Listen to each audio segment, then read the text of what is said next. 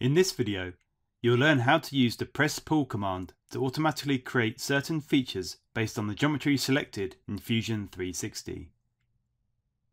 The press-pull command in the design workspace automatically creates respective features when you select either a profile, face, or an edge. Let's take a look at the first feature, which is the automatic extrusion.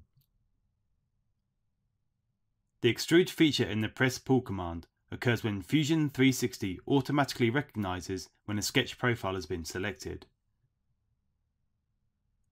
For instance, here's an outline of a small end cap which needs to be turned into 3D.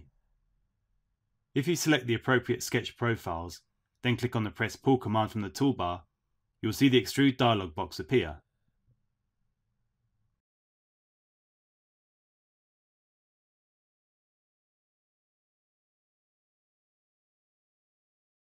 You can now drag the handle or enter a value, and this will turn into a solid body when you press OK.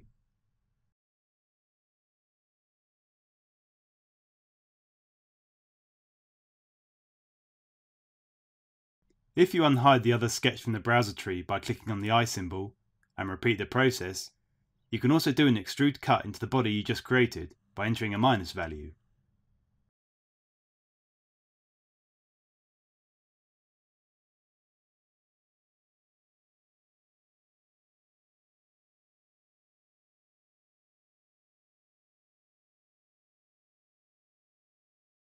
The automatic offset feature occurs when Fusion 360 recognizes that a face has been selected. First, hide the sketch features from the browser tree by clicking on the eye symbol again. Now, if you select the bottom face of the pocket you just created and press the same press-pull button as before, you can see that the dialog box now indicates that you're in the offset face command. Whereas before, when you selected the sketch profile, it automatically went to the extrude command. Set it to a new offset from the drop-down options, input a negative value, and press OK.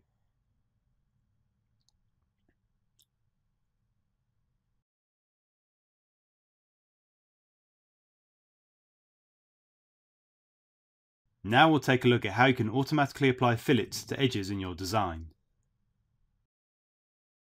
Bring up the press-pull command beforehand, this time by pressing Q on your keyboard. Then, go ahead and select one of the internal edges, and you can see that Fusion 360 recognizes this and automatically brings up the fillet command.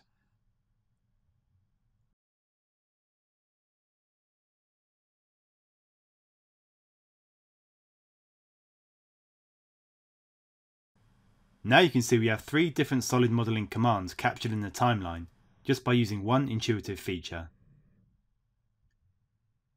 That should give you a better idea of the press-pull command and how to utilize it in your workflow. Go ahead and practice on your designs to really understand the power behind it. Thanks for watching.